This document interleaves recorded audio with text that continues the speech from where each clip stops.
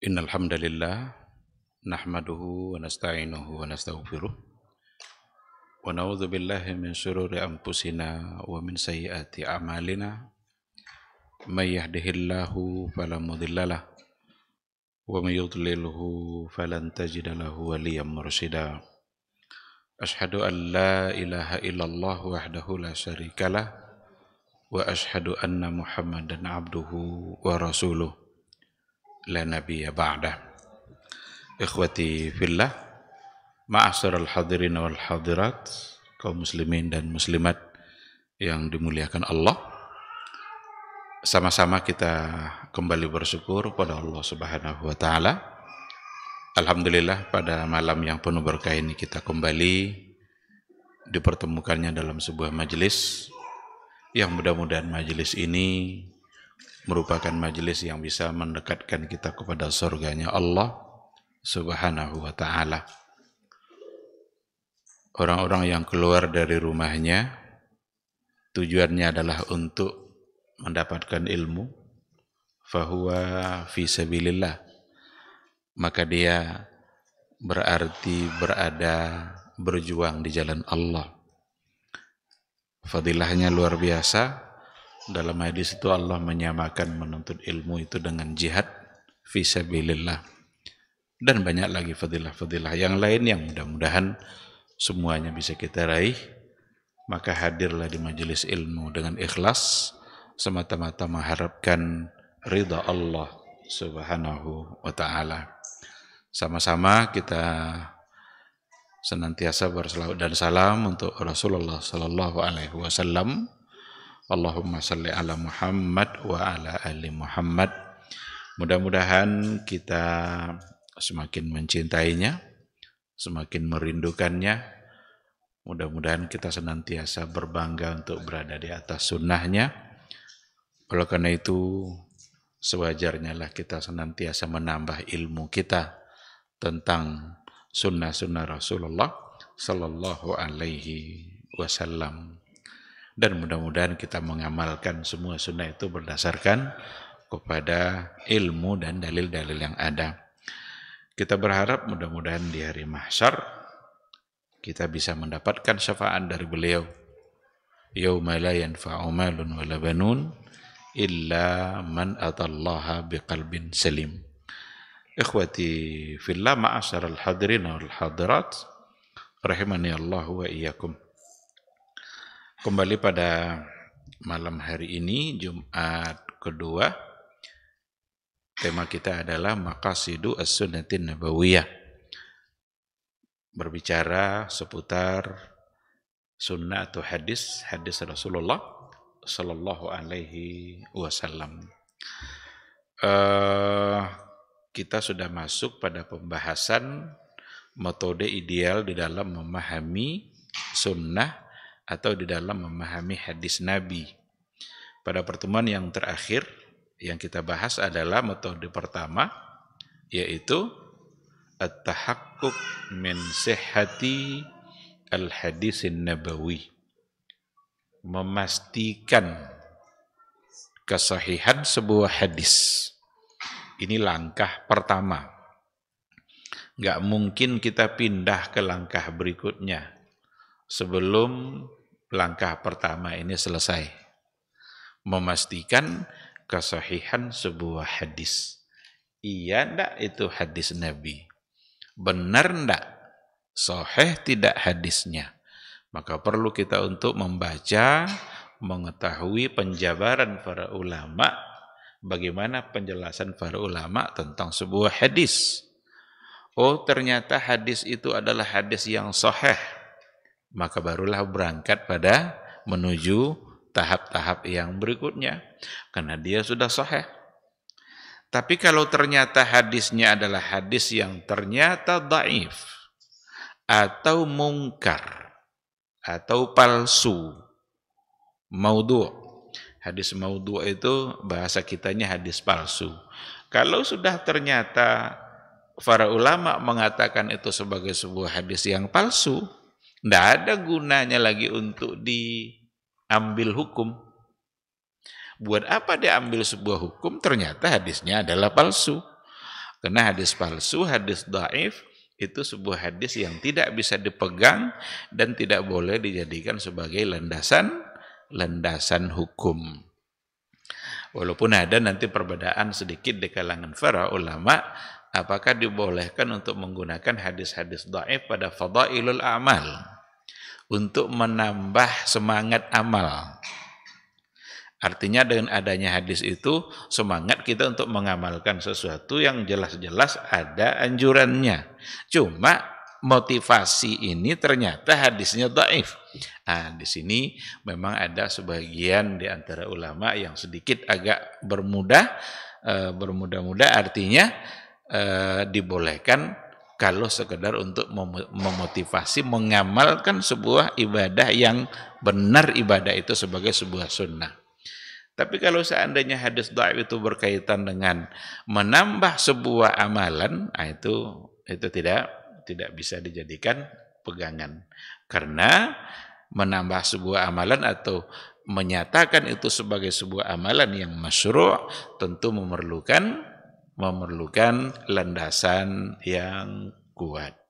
Maka yang tadi itu oleh sebahagian itu fadail. Fadail itu hubungannya dengan keutamaan sebuah ibadah. Meskipun sebenarnya perlu juga dilihat bagaimana para ulama memberikan penjelasan tentang itu. Hadis dhaif seperti apa yang dimaksud oleh para ulama yang boleh dipegang pada fadailul a'mal. Itu adalah hadis-hadis dhaif yang memang tidak kuat tingkat kedhaifannya, atau masih bisa diperkuat oleh hadis-hadis yang lain. Karena kalau ada hadis dhaif, lalu ada lagi yang dhaif senada dia, berarti itu saling menguatkan. Dalam ilmu mustalah hadis, ketika hadis dhaif dikuatkan oleh hadis-hadis yang lain, maka hadis dhaif ini naik peringkatnya menjadi hasan li ghairihi. Ini istilah-istilah yang ada dalam mustalahul hadis, dalam ilmu hadis begitu dirumuskan oleh para ulama hadis. Disebut sebagai hasan li ghairihi. Tapi kalau sudah palsu, sudah maudhu', ini tidak ada cerita ini. Mesti ditinggalkan.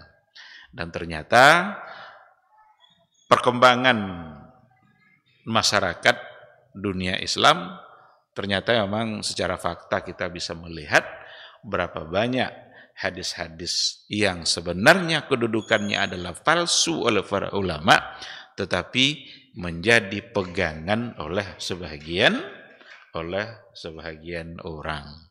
Maka berhati-hatilah di dalam mengamalkan sebuah hadis. Apa yang kita harapkan dari pengamalan hadis itu? Tentu yang kita harapkan adalah ridha Allah, pahala dari Allah, mendapatkan kebaikan dari Allah. Tapi kalau ternyata palsu, pahala apa yang akan kita dapatkan? Kita tidak sedang menunjukkan cinta kita kepada Allah dan kepada Rasul, tapi justru kita sedang menunjukkan kebencian kita karena Nabi sendiri yang mengatakan bahwa kalau seandainya ada orang yang menisbatkan sebuah hadis mengataskan nama Nabi, sengaja dia berarti berbohong atas nama Rasulullah sallallahu alaihi wasallam. Orang-orang yang seperti itu falyatabawwa maq'adahu minan nar. Siap-siaplah untuk menempati kursinya di dalam neraka. Berarti sudah disiapkan tempatnya. Dia sendiri yang menyiapkan tempat itu di dalam neraka. Kalau seandainya orang sengaja untuk berbohong atas nama Rasulullah sallallahu alaihi wasallam. Oleh karena itulah pada bagian akhir dalam pertemuan kita sebutkan beberapa contoh dari hadis-hadis yang para ulama menghukumkannya sebagai sebuah hadis yang ternyata itu adalah dhaif atau diantaranya adalah hadis yang palsu. Seperti umpamanya ada di antara riwayat yang para ulama menghukumkannya sebagai hadis yang dhaif, tidak dapat diterima. Bunyinya miqdarud dunya wa annahu sab'atu alafi sanah. Umur dunia ini adalah 7.000 tahun. Umur dunia 7.000 tahun. Sab'atu alaf. 7.000 sanah. Wa nahnu fil alfis sabi'ah. Dan kita sekarang berada pada ribuan yang ketujuh. Ini Ibnul Qayyim al-Jauziyah di dalam kitab Al-Manarul Munif fi al-Haditsid Dha'if. Itu menghukumkan sebagai sebuah hadis yang lemah, di mana ini tidak dapat diterima sebab ini nyata bertentangan dengan Al-Qur'anul Karim. Apa bukti bertentangannya? Al-Qur'an mengatakan bahwa kiamat itu tidak ada yang tahu. Dan kiamat itu akan datang secara tiba-tiba. Nah, kalau seandainya memang sudah dipastikan umur dunia ini, umur bumi ini adalah segitu, berarti satu saat nanti kita akan sampai pada hari akhir dari ribuan yang ketujuh, berarti kita tahu semua kapan terjadinya hari kiamat. Jadi dulu kita berikan penjelasan bahwa salah satu dari ciri-cirinya adalah bertentangan dengan apa yang ada di dalam Al-Quran dan bertentangan dengan apa yang ada pada hadis Rasulullah sallallahu alaihi wasallam. Baik, ikhwati fillah, kita masuk pada langkah kedua, metode kedua di dalam memahami hadis atau memahami sunnah. Yang kedua adalah memahami hadis Nabi itu secara tematik. Tematik itu artinya adalah mengumpulkan banyak riwayat yang senada untuk kemudian digabungkan semua riwayat itu baru bisa dipahami. Tematik itu sesuai dengan tema. Jadi memahami hadis sesuai dengan tema yang ada dalam hadis itu sendiri. Tidak cukup kita untuk mengambil satu hadis, lalu dari satu hadis itu langsung diambil kesimpulan final. Perlu untuk menghimpun. Dan kalau para ulama membahasakannya dengan al-jam'u bainar riwayat. Al-jam'u bainar riwayat. Menghimpun banyak riwayat. Adakah 5, adakah 6, adakah 10? Kenapa demikian? Dikarenakan oleh Rasulullah sallallahu alaihi wasallam terkadang mengucapkan sesuatu dalam sebuah riwayat itu secara umum, nanti diberikan penjelasannya pada riwayat yang lain secara khusus. Atau barangkali Nabi membahasakan dengan bahasa yang mujmal, yang global, atau bahasa yang mutlak. Nanti datang batasan-batasan yang dimaksud oleh Nabi pada hadis yang lain. Nah, oleh karena itulah menghimpun hadis seperti itu menjadi sebuah metode, mesti itu.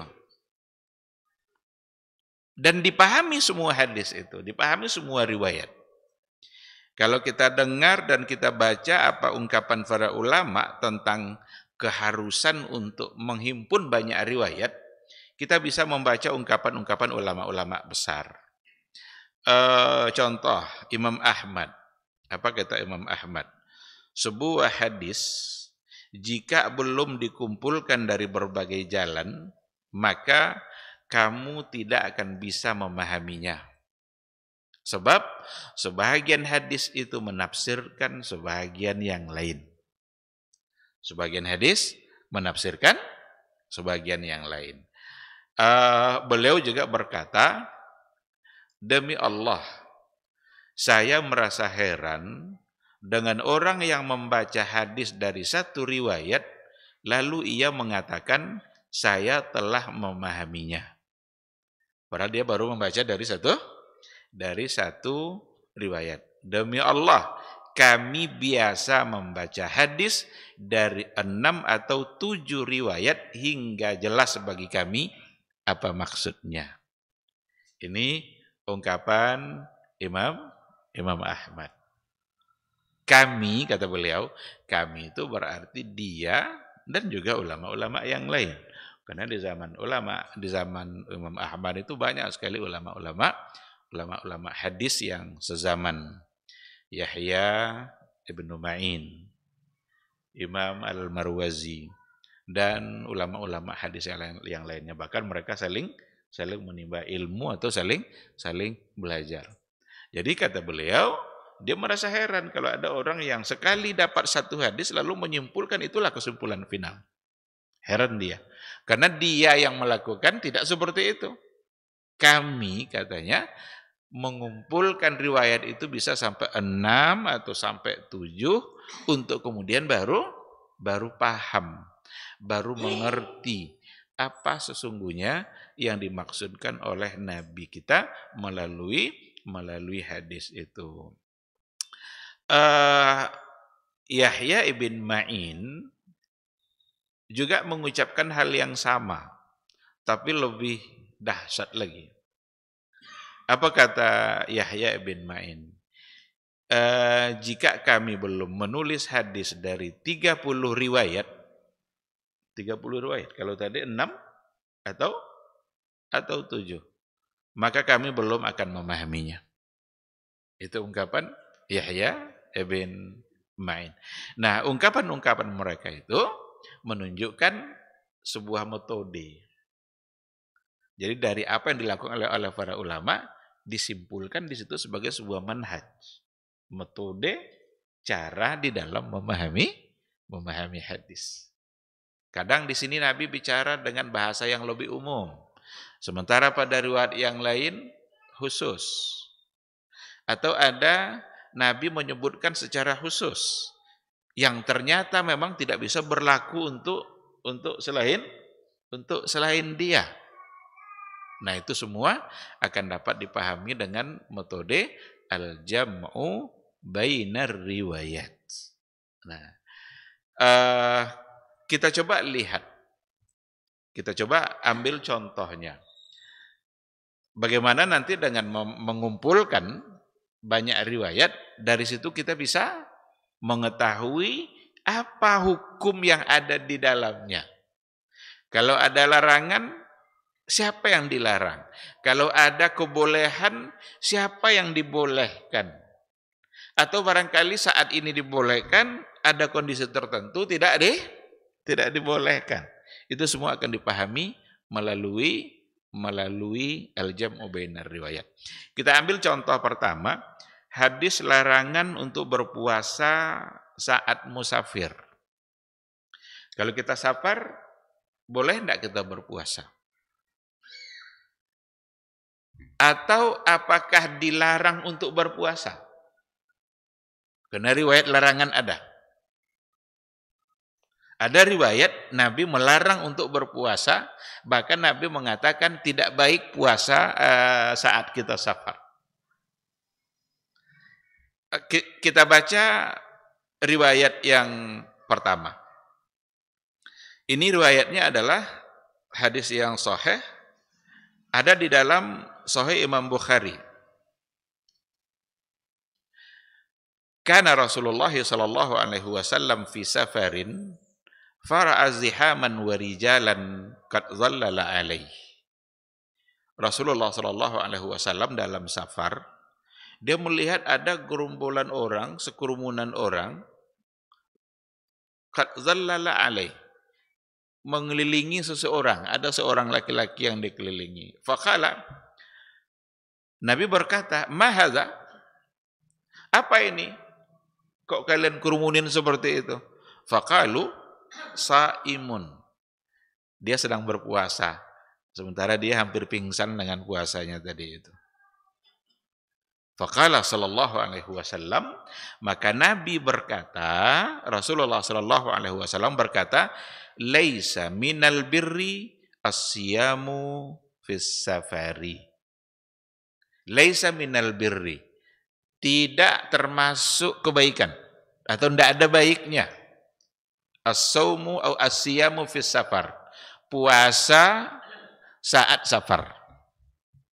Jadi laisa minal birri, tidak baik atau tidak termasuk sebagai sebuah kebaikan asyamu fis safar, puasa saat safar. Apa yang bisa kita pahami dari hadis ini? Dari hadis yang saya baca tadi, tidak baik kalau puasa saat kita safar. Berarti jangan puasa kalau kita safar. Itulah hukum yang bisa kita ambil dari hadis tadi. Itu sahih. Ada dalam Sahih Bukhari, nomor 1844. Tetapi para ulama di dalam menghukumi puasa saat safar tidak hanya membaca satu hadis ini saja. Datanglah hadis-hadis yang lain. Coba kita lihat hadisnya. Di antaranya adalah hadis dari Abu Darda radhiyallahu taala anhu qala kharajna ma'an nabiy sallallahu alaihi wasallam fi syahri Ramadan fi harrin syadidin. Kami keluar bersama Rasulullah sallallahu alaihi wasallam di bulan Ramadan, berarti safar. Fi harrin syadidin, dan ketika itu musim panas kuat. Hatta in kana ahaduna la yada'u yadahu ala ra'sihi. Sampai-sampai di antara kami ada yang meletakkan tangannya di atas kepalanya, menggambarkan kuatnya panas. Min syiddatil harri wa ma fina saimun illa Rasulullah sallallahu alaihi wasallam wa Abdullah ibnu Rawaha, rawahul Bukhari. Maka kami tidak ada yang berpuasa karena panas kuat sekali.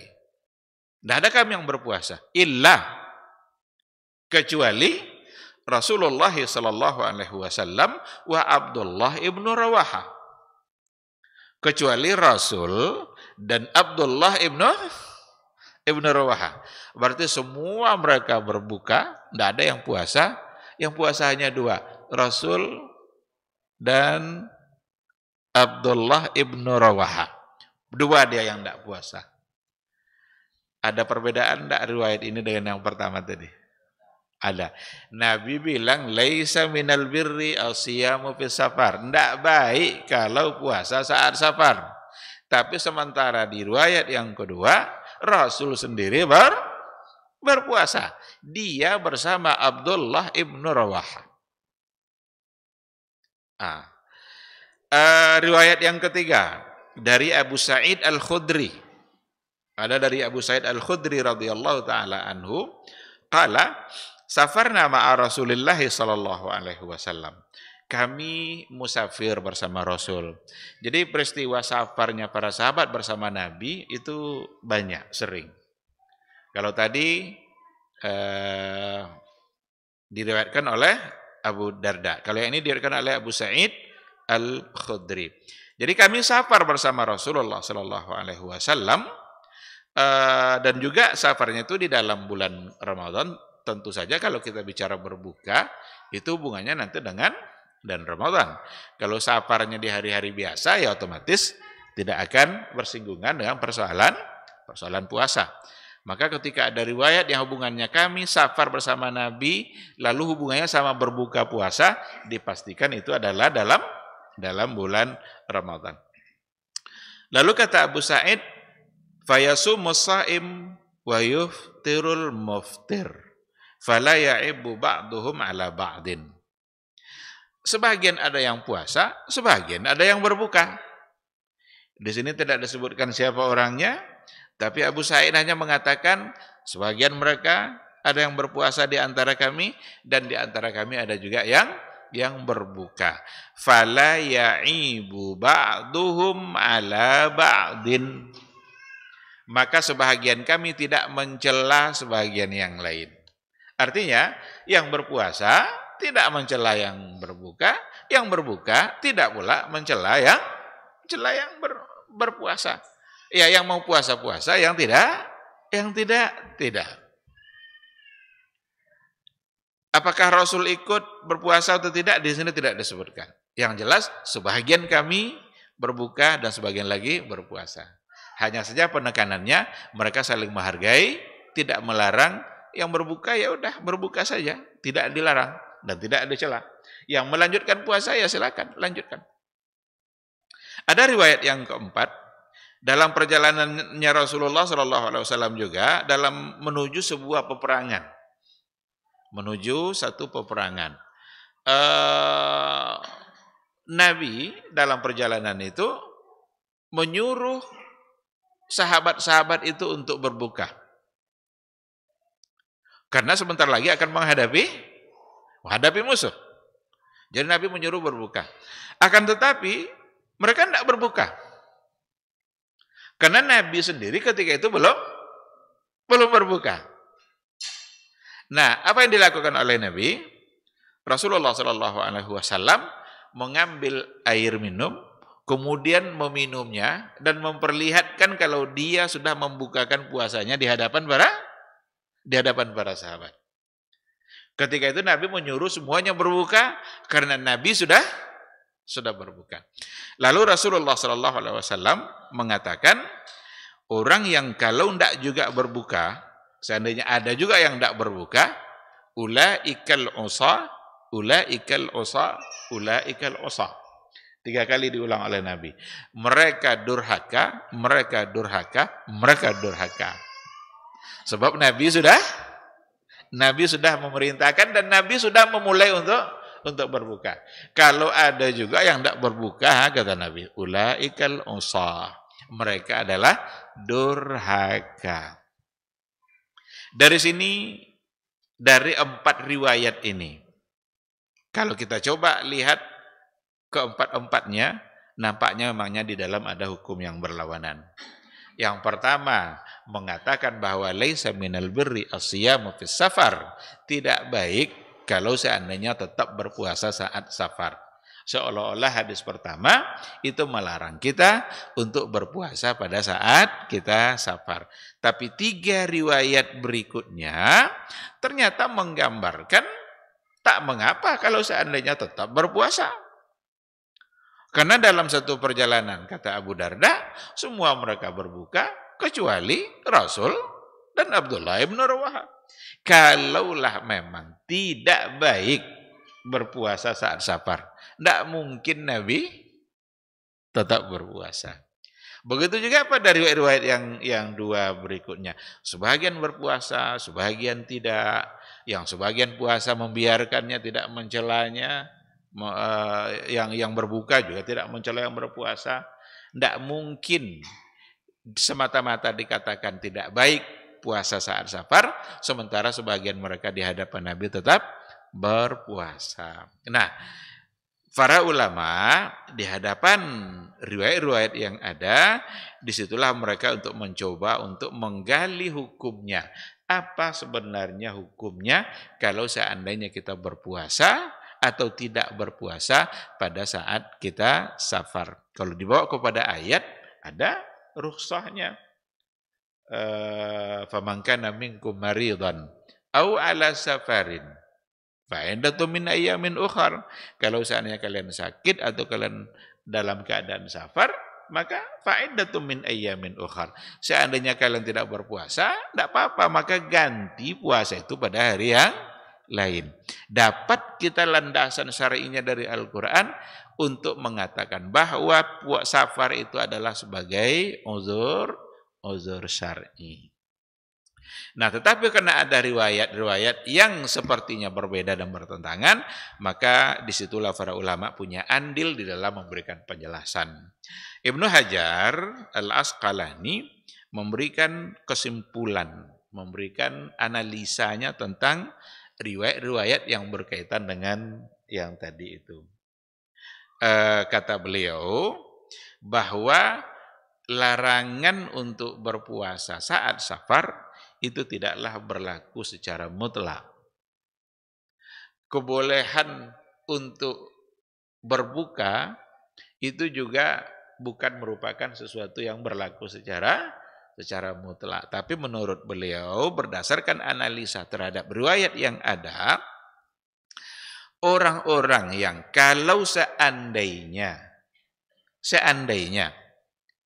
dengan puasanya saat safar itu akan memberatkan dia, membuat dia akan merasa kesulitan, maka bagi orang yang seperti itu lebih baik bagi dia untuk berbuka. Bahkan mungkin kalau memang akan mengancam jiwanya pula, berarti dia harus berbuka. Tetapi kalau seandainya ada orang yang safar, lalu kemudian safarnya itu tidak memberatkan dia untuk berpuasa.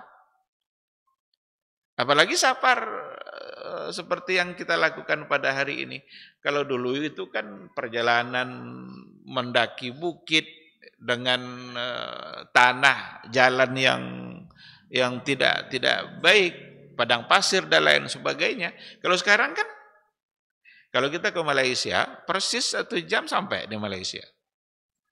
Pakai pesawat. Tidak ada sulitnya. Maka bagi orang-orang kalau seandainya dia berpuasa, lalu tidak ada kesulitan apapun dan dia sanggup untuk berpuasa, maka lebih baik baginya untuk tetap berpuasa. Karena dia tidak mendapatkan kesulitan apapun. Bagaimana kalau seandainya seseorang itu 50-50? Artinya sama aja, tidak berat, tidak ringan, pokoknya kalau tadi kan ada yang bisa dipertimbangkan. Nah, orang yang seperti itu, seandainya dia memilih untuk tidak berpuasa, itu dibolehkan karena memang berdasarkan kepada ayat dan hadis yang ada, itu sebagai uzur syar'i untuk boleh berbuka. Faman kana minkum maridan aw ala safarin fa iddatum min ayyamin ukhar. Ibnu Hajar Al-Asqalani mengambil hukum seperti itu dikarenakan oleh riwayat pertama yang Nabi mengatakan laisa minal birri, enggak ada baiknya puasa saat safar, itu dikarenakan oleh melihat seorang lelaki yang pingsan karena tetap berpuasa, lalu ia dikerumunin oleh banyak orang. Maka ungkapan Nabi itu muncul karena seseorang yang pingsan disebabkan oleh tetap berpuasa dalam safarnya. Berarti dia sebenarnya sulit untuk berpuasa. Kalau sulit, ya kenapa harus dipertahankan? Sementara ada hukum keringanan yang diberikan oleh agama. Nah, sehingga hukum-hukum keringanan yang ditetapkan oleh agama, apalagi pada kondisi memang di mana kita membutuhkan hukum itu, maka yang paling baik bagi kita adalah untuk mengambil rukhsah, keringanan itu.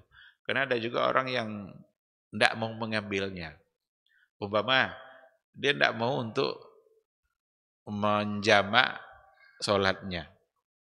Saya sudah selesai jamak Pak Ustaz, saya musafir pakai mobil pribadi, saya bisa berhenti dalam setiap waktu, zuhur saya berhenti, asar berhenti, maghrib berhenti, maka dia tidak mau jamak. Itu berarti dia sedang mempersulit dirinya sendiri. Karena Rasul sendiri dalam riwayat dikatakan bahwa beliau pernah menjamak salat. Dan beliau juga pernah mengkasar salat. Nah, oleh karena itu, kalau seandainya ada rukhsah, maka bagus bagi kita untuk mengambilnya, apalagi pada saat di mana memang kita membutuhkan untuk mengambil keringanan itu. Tetapi dalam persoalan puasa, seandainya memang dia merasa sanggup, tidak ada sulitnya bagi dia, dan tetap berpuasa, itu bisa menjadi lebih baik. Sebab mengganti itu kadang lebih sulit. Memang kan harus ganti nanti kan, tetapi mengganti puasa itu bisa saja lebih sulit. Maka banyak orang yang sudah mau masuk Ramadan berikutnya belum selesai hutang yang padahal 11 bulan di hadapan dia kan, tetapi belum selesai. Karena nantilah gitu kan. Walaupun ya boleh-boleh saja, karena dalam satu riwayat juga dikatakan bahwa Aisyah Ummul Mukminin itu pernah membayar hutang Ramadan kemarin, dibayarnya di bulan di bulan Sya'ban. Maka dari segi hukum tidak mengapa. Asal jangan sudah sampai masuk pula Ramadan berikutnya, hutang belum? Hutang belum dibayar. Sampai muncul pula pertanyaan, Pak Ustadz katanya, kalau ada hutang Ramadan tahun kemarin yang belum dibayar, lalu masuk Ramadan berikutnya, kira-kira bayarannya double atau enggak yang hutang tadi itu? Kalau banyak dua, masuk Ramadan berikutnya, masih ada dua hutangnya, jadi 4 atau tidak? Jawabannya tidak. Karena Allah tidak suka riba. Mengalihkan hutang itu kan riba kan? Tetap hutangnya 2. Tapi ada fatwa dari Syekh bin Baz, seandainya dia ingin menebus kelalaiannya itu dengan cara memberi makan fakir miskin, maka tidak mengapa. Artinya dia menghukumi dirinya sendiri. Tapi yang namanya hutang, hutangnya tetap 2. Baik, itu penjelasan dari Ibnu Hajar Al-Asqalani dalam kitab Fathul Bari. Maka dari penjelasan beliau itu dapat kita ambil kesimpulan. Setelah dikumpulkan riwayat-riwayat yang ada, ternyata disitulah dapat dipahami siapa yang dibolehkan, siapa yang dilarang, kapan dia menjadi tidak baik. Kalau seandainya sampai pingsan pula, berarti dipastikan itu tidak baik bagi dia. Itu contoh pertama. Contoh kedua. Nah, ini perlu dipahami secara baik, jangan salah paham. Ini tentang isbal. Isbal. Memanjangkan celana di bawah mata kaki. Dalam hadis ada ancaman yang sangat luar biasa. Tapi banyak orang bermudah-mudah dalam persoalan ini. Ternyata bermudah-mudahnya itu barangkali mengambil salah satu sisi dari hadis. Karena memang kalau kita tengok riwayatnya, ada 2 versi antara larangan yang datang secara mutlak dengan larangan yang datang secara muqayyad. Muqayyad itu maksudnya ada batasan-batasannya. Riwayat yang secara mutlak itu umpamanya dari Abu Dzar Al-Ghifari radhiyallahu anhu, anin Nabi sallallahu alaihi wasallam qala, dari Nabi Muhammad sallallahu alaihi wasallam ia berkata. Apa kata Nabi? Salasatun la yukallimuhumullahu yaumal qiyamah. Al-mannan allazi la yu'ti syai'an illa minnah. Wal munfiq sil'atahu bil hilfil fajir. Wal musbil. Ada 3 orang yang dicuekin nanti di hari kiamat. Tidak dipedulikan. Allah tidak mau berbicara dengan mereka. Dibiarkan. Siapa yang 3 itu? Yang pertama, orang yang tidak mau memberikan sesuatu kecuali dia akan mengungkit-ungkitnya. Yang kedua, orang yang menjual dagangannya dengan sumpah palsu. Sumpah palsu, bersumpah dia untuk barang dagangannya itu. Ini demi Allah ikan ini bagus nih Pak, baru nih katanya. Padahal udah 2 minggu. Berarti sumpah palsu. Barang buruk bersumpah dia bahwa itu baik. Dan yang ketiga, orang yang isbal. Orang yang menjulurkan pakaiannya sampai di bawah mata kaki. Ini ancaman yang luar biasa. Berarti nanti diabaikan di akhirat oleh Allah Subhanahu wa taala. Ada juga di antara hadis yang lain, Allah tidak menerima solat orang yang isbal. Orang yang menutup mata kaki. Maka ada pula di antara orang yang kalau pas mau solat nanti lipat-lipatnya, digulung-gulungnya. Selesai solat dibuka lagi atau dibiarkan lagi. Ini versi yang pertama datang secara mutlak. Mutlak itu artinya isbal tanpa mengaitkan dengan apapun. Tetapi dalam persoalan ini ada banyak riwayat dan ada versi dari hadis Nabi yang dia muqayyad. Kalau tadi datang secara mutlak, dua muqayyad. Apa contohnya? Yang pertama dari Salim ibnu Abdullah, dari bapaknya, dari Nabi sallallahu alaihi wasallam qal man jarra thawbahu khuyala lam yanzurillahu ilaihi yaumal qiyamah. Barang siapa yang menjulurkan pakaiannya di bawah mata kaki khuyala karena sombong, khuyala karena keangkuhan. Karena kita tengok pakaian orang-orang jahiliyah dulu, salah satu dari bentuk kesombongannya ada nampak pada melebihkan. Coba tengok raja-raja pada masa dulu, gimana pakaiannya. Kalau dia sudah pakai jubah, kadang ada orang belakang yang memegang ujung jubah rajanya itu. Gambaran dari kesombongan. Orang yang seperti itu kata Rasul, lam yanzurillah ilaihi yaumal qiyamah. Allah tidak mau nengok dia di hari kiamat. Berarti dia abaikan, dicuekin. Cuma di sini ada khuyala, yang tadi tidak ada khuyala. Ini yang dimaksud dengan mutlak dan muqayyad. Kala Abu Bakar berkata ketika dia dengar Nabi ngomong seperti itu, kebetulan waktu itu Abu Bakar memakai pakaian yang bagian sebelah pakaiannya itu di bawah mata kaki. Apa kata Abu Bakar? Ya Rasulullah, inna ahada syaqai izari yastarhi illa an ata'ahada dzalika minhu. Salah satu dari sisi pakaian saya ini ya Rasulullah, itu ke bawah dia kalau enggak saya angkat-angkat begini. Abu Bakar kan badannya agak kurus. Jadi kadang-kadang kan kalau pinggang kecil itu kan kadang turun kadang celana ini kadang kan. Jadi kalau enggak saya sengaja untuk mengangkatnya maka dia akan di bawah mata kaki. Faqala Nabi sallallahu alaihi wasallam, maka berkata Nabi sallallahu alaihi wasallam, lasta mimman yasna'uhu khuyala. Kamu wahai Abu Bakar melakukan itu bukan karena sombong. Berarti ada yang mutlak, ada yang muqayyad. Ada lagi hadis dari Abu Bakar radhiyallahu taala anhu, khasafatis syams wa nahnu 'inda Nabi sallallahu alaihi wasallam faqama yajurru thawbahu musta'jilan. Jadi kami bersama Nabi ketika itu muncul gerhana matahari.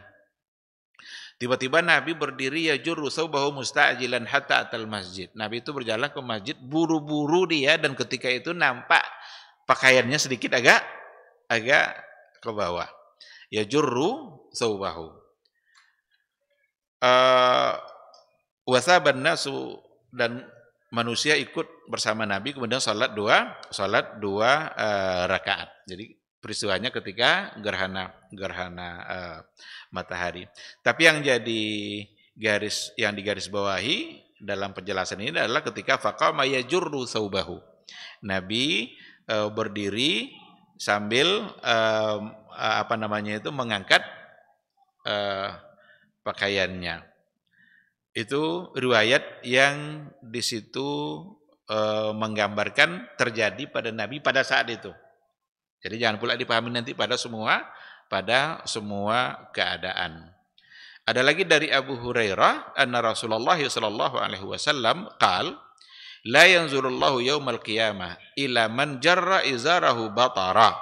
Allah tidak melihat pada hari kiamat nanti kepada orang-orang yang jarra izarahu batara, yang menjulurkan pakaiannya batara karena kesombongan dan karena keangkuhan. Wa fi riwayah man jarra thawbahu makhilah. Barang siapa yang menjulurkan dan memanjangkan pakaiannya makhilah karena sombong, lam yanzurillahu ilaihi yaumal qiyamah. Allah tidak melihat dia nanti pada hari kiamat. Ini beberapa riwayat. Bagaimana kita memahami hadis ini? Ternyata kalau kita baca azan, karena waktu azan sudah masuk, kita akan jawab dulu, nanti insyaallah kita sambung.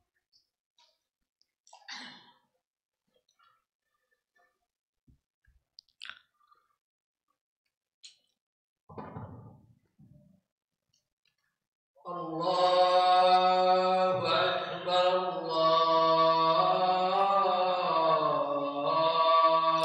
Akbar, Allahu Akbar, Allahu Akbar. Asyhadu an la ilaha illallah.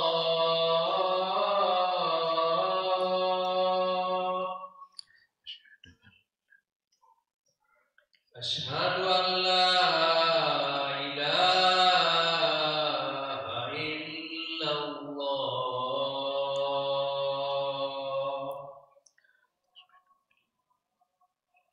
Asyhadu anna Muhammadar Rasulullah.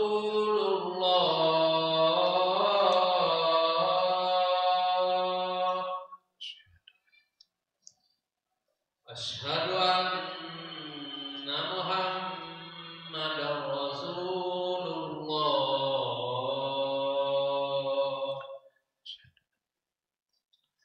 Hayya 'alas shalah.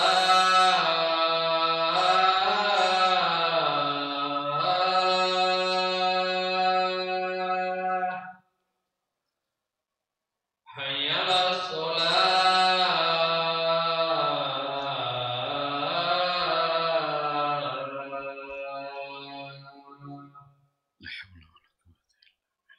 Hayya 'alal falah.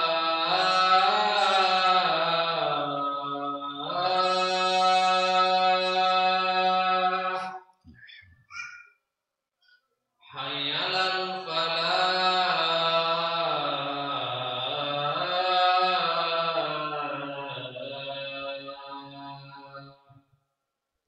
Allahu Akbar, Allahu Akbar. La ilaha illallah.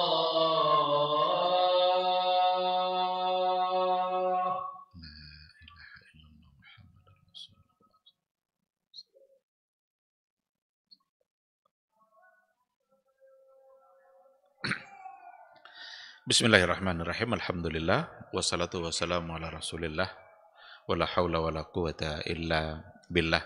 Ikhwati fillah, ma'asyiral hadirin wal hadirat rahimani Allah wa iyyakum.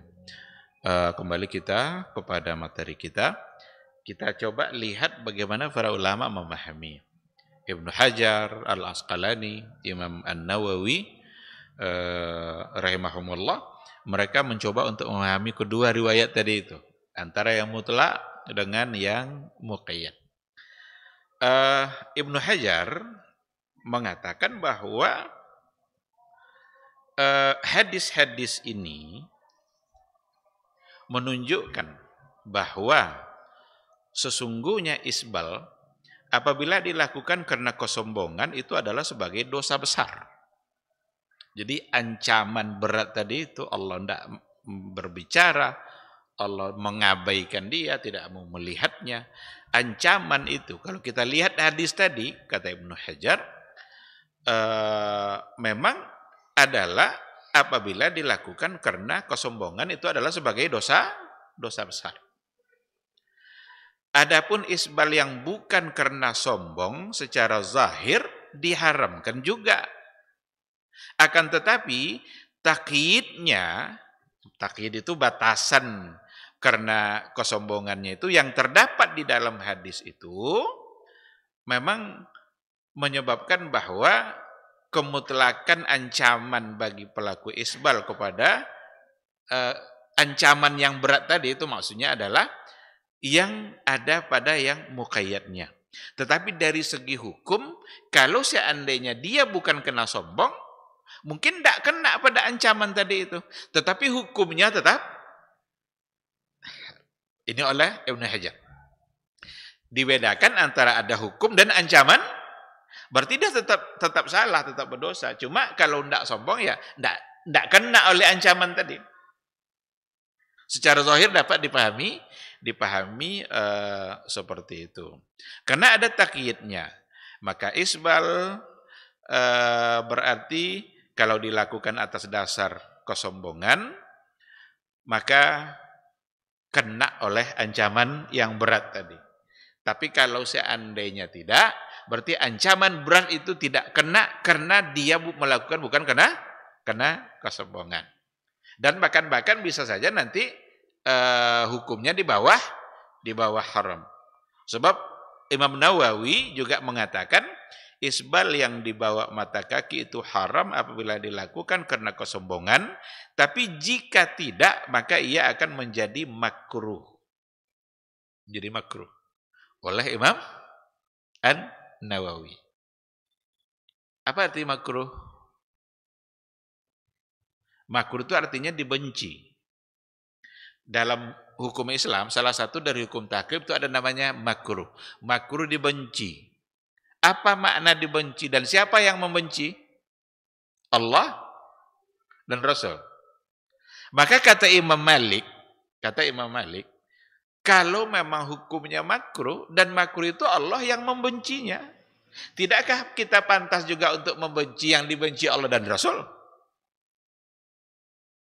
Nah, kesalahan sebahagian adalah ketika para ulama mengatakan hukumnya tidak haram kecuali sombong, dianggapnya hukum itu turun menjadi boleh. Sesalahnya. Padahal Imam Nawawi kalaupun hukumnya bukan haram, dia menjadi makruh. Makruh itu bukan untuk dibolehkan setiap saat, karena berubah nanti hukumnya jadi mubah. Kalau tidak ada beda nanti antara makruh dengan mubah. Maka makruh itu kalau sekali-kali bolehlah. Itulah kayak Abu Bakar tadi. Ternyata tiba-tiba pakaiannya melorot. Bahkan Rasul sendiri pada kisahnya gerhana matahari tadi itu, pakaiannya juga karena terburu-buru lari ke masjid mengajak sahabat untuk salat. Oleh karena itu, tempatkan makruh itu benar-benar pada hukum makruh, bukan menjadi mubah. Sebab sebagian akan tidak apa-apa lah, saya tidak sombong. Iya, tidak sombong, tapi oleh para ulama seperti Imam Nawawi turun hukumnya menjadi makruh. Dan makruh bukan berarti untuk sesuatu yang dibiasakan. Karena kalau sudah dibiasakan, tidak lagi makruh jadinya, menjadi mubah. Sebab tidak ada nanti bedanya antara makruh dengan mubah. Nah, itu di antara ungkapan ulama-ulama terdahulu yang ternyata pendapat itu juga diikuti oleh ulama-ulama mutaakhir. Siapa contoh ulama mutaakhir? Imam As-San'ani, Imam Asy-Syaukani. Dia mengatakan hal yang sama. Kata beliau, takyid, batasan kesombongan yang terdapat di dalam hadis tersebut menunjukkan bahwa isbal yang bukan atas dasar kesombongan tidak masuk ke dalam ancaman berat. Hanya sekadar mengeluarkan dia dari ancaman berat tadi itu. Kalau dilakukan bukan karena kesombongan. Hal itu didasarkan kepada ungkapan Nabi yang secara terang-terangan mengatakan kepada Abu Bakar bahwa kamu melakukannya bukan karena sombong. Abu Bakar yang dalam peristiwa tadi, apakah dalam kesehariannya dia isbal? Kan enggak, kan hanya ini saja. Hanya dalam peristiwa itu saja. Berarti Abu Bakar sendiri tanpa memperdulikan dari sisi sombong tidak sombongnya, yang dia kedepankan adalah apa yang dianjurkan oleh Nabi. Sombong tidak sombong itu lain masalah. Yang jelas ketika datang hadis secara mutlak dari Nabi bahwa angkat pakaianmu, maka sebagai seorang muslim inilah sikap kita seharusnya. Sebagai seorang muslim sebaiknya mengedepankan apa yang dianjurkan oleh Rasul. Bukan berarti dengan alasan tidak sombong lalu memperpanjang pakaiannya di bawah mata kaki. Oleh karena itu ada seseorang yang datang menemui Umar bin Khattab saat dia sakit. Jadi datanglah seseorang pemuda, nampak oleh Umar itu pemuda itu pakaiannya ke bawah, di bawah mata kaki. Apa kata Umar kepada beliau? Irfa thawbak, angkat pakaianmu. Fa innahu anqa li thawbik wa atqa li rabbik. Karena dengan cara mengangkat pakaian itu bisa membuat pakaianmu lebih bersih dan lebih bertakwa kamu kepada Rabbmu. Dalam hadis itu, dalam riwayat itu, Umar mempersoalkan sombong tidak sombong atau tidak? Tidak. Nah, oleh karena itu, sikap kita sebagai seorang muslim sebenarnya tidak lalu mempertahankan alasan sombong untuk kemudian terus berisbal.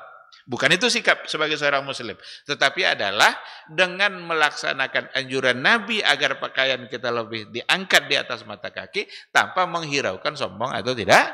Sombong atau tidak sombong. Dengan cara itu berarti kita telah membuktikan cinta dan ketaatan kita kepada Rasulullah Sallallahu Alaihi Wasallam. Karena dalam berbagai riwayat yang ada tadi, meskipun Abu Bakar, oh iya enggak apa-apa, kamu tidak melakukan karena sombong. Tapi hanya dalam peristiwa itu saja. Dalam kesehariannya Abu Bakar tidak isbal. Berarti Abu Bakar lebih mengedepankan anjuran Nabi.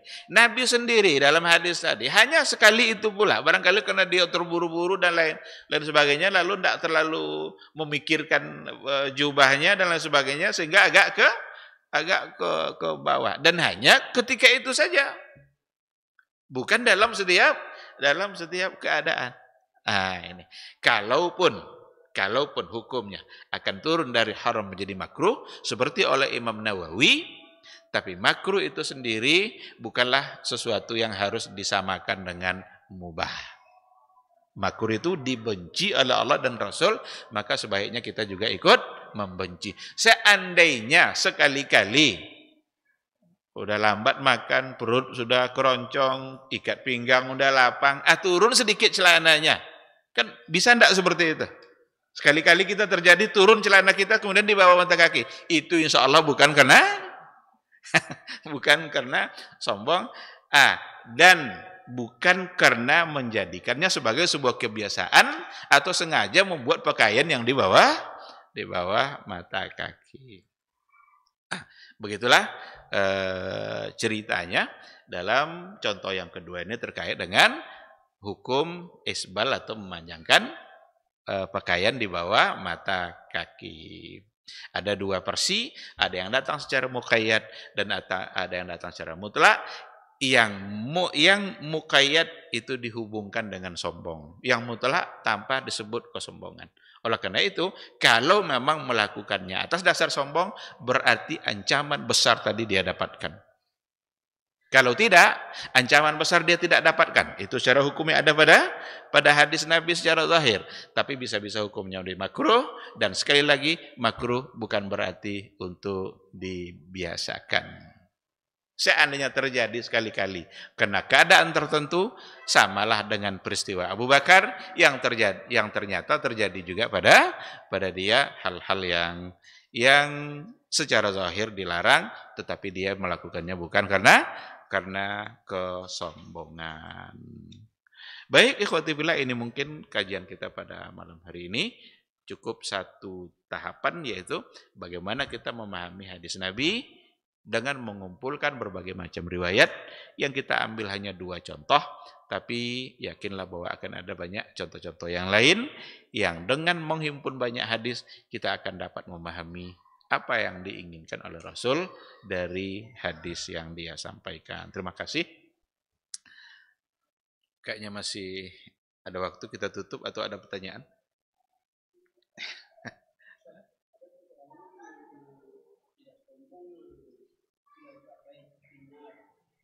Kalau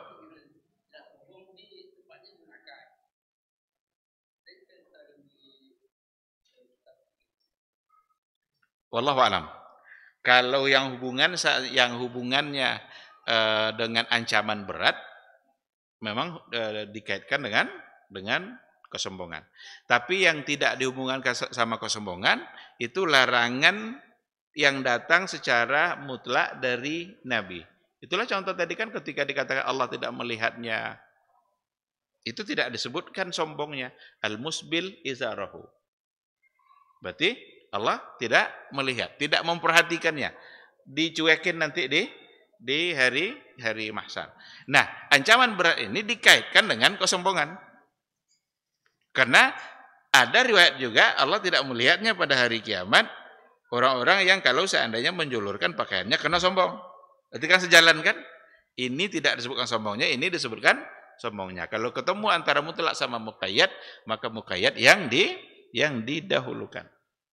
Tetapi seandainya tidak sombong, maka secara zahir kata Ibnu Hajar, hukumnya tetap haram. Cuma ancamannya tidak dapat karena dia tidak sombong. Dari segi hukum bisa-bisa secara zahir tetap haram. Tapi oleh Imam Nawawi mengatakan turun menjadi makruh. Dan jangan dipertahankan makruh untuk membiasakan. Ini kesalahan. Karena makruh itu artinya dibenci. Mesti kita pakai konsep Imam Malik dalam memahami makruh. Kalau Allah yang sudah membenci, Rasul sudah membenci, tidakkah pantas kita untuk ikut membencinya? Jadi kalau sudah menjadi kebiasaan, berarti tidak lagi jadi makruh, jadi mubah dia. Sama hukumnya nanti dengan mubah-mubah yang lain. Allahu a'lam.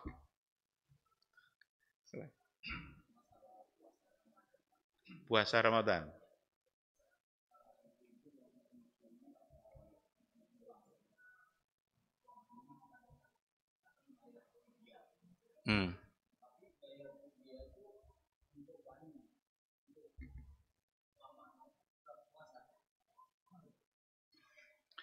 Tentang ibu-ibu yang hamil atau menyusui.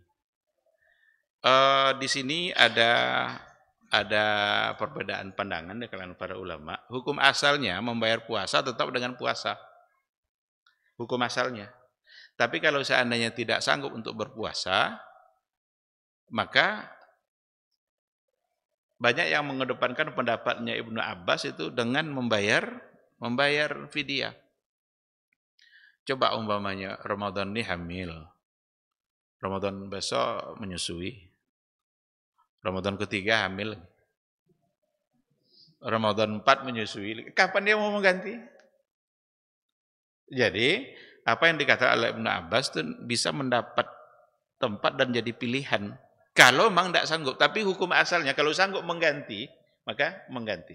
Bahkan ada di antara ulama yang bilang begini, dia tidak berpuasa itu karena dia tidak sanggup kah atau karena khawatir janin atau bayi. Nah, hukumnya bisa berbeda. Seandainya dia tidak berpuasa karena dia yang tidak sanggup, berarti dia yang sakit, maka cukup dan qadha saja. Karena dia tidak sanggup. Tapi kalau dia sanggup sebenarnya berpuasa itu, cuma karena khawatir ASI enggak cukup, nanti bayinya kurang ASI, akhirnya dia berbuka, padahal dia sanggup. Maka puasa plus fidyah. Ada yang bilang seperti itu. Karena dia sanggup kan? Cuma diberikan keringanan sebab kasihan sama bayi. Ada sebagian di antara ulama yang mengatakan seperti itu. Nah, oleh karena itu, kesimpulannya begini aja. Seandainya dia sanggup untuk membayarnya dengan puasa, maka bayarlah dengan puasa. Tapi kalau tidak, berarti dia boleh untuk membayarnya dengan fidyah. Karena sebagian di antara sahabat juga mengatakan hukuman gantinya bagi mereka orang seperti itu adalah dengan membayar fidyah. Seperti yang dikatakan oleh Ibnu Abbas. Allah Subhanahu wa taala alam. Tinggal ditanya aja ibu yang harus mengganti tadi, apakah memang sanggup atau memang karena tidak sanggup. Karena hamil itu bukan waktu yang sebentar, dan setelah hamil diikutkan dengan menyusui. Nah, ini kan sementara hitungan bulan 1 tahun cuma 12. Coba kalau dalam Ramadan ini dia hamil umpamanya 4 bulan atau 5 bulan. Itu kan lagi berat-beratnya tuh dalam Ramadan. Habis Ramadan, sekian bulan berikutnya dia melahirkan. Yang diikutkan dengan pekerjaan menyusui. Masuk Ramadan berikutnya masih dalam keadaan menyusui. Nah, sehingga kalau memang sanggup mengqadha, bayar dengan qadha, tapi kalau tidak maka bayar dengan fidyah. Dan pandangan para ulama untuk pendapat-pendapat tadi memang ada. Wallahu a'lam. Baik, saya kira kita cukupkan sampai di sini. Terima kasih, mudah-mudahan apa yang kita dapatkan pada malam hari ini ada ilmu yang benar itu bimbingan dari Allah, dan yang salah atau keliru itu karena kelemahan dan kekurangan ilmu saya. Mohon untuk dimaafkan dan semoga Allah mengampuninya. Terima kasih. Subhanakallahumma bihamdika asyhadu an la ilaha illa anta astaghfiruka wa atubu ilaik. Wassalamualaikum warahmatullahi wabarakatuh.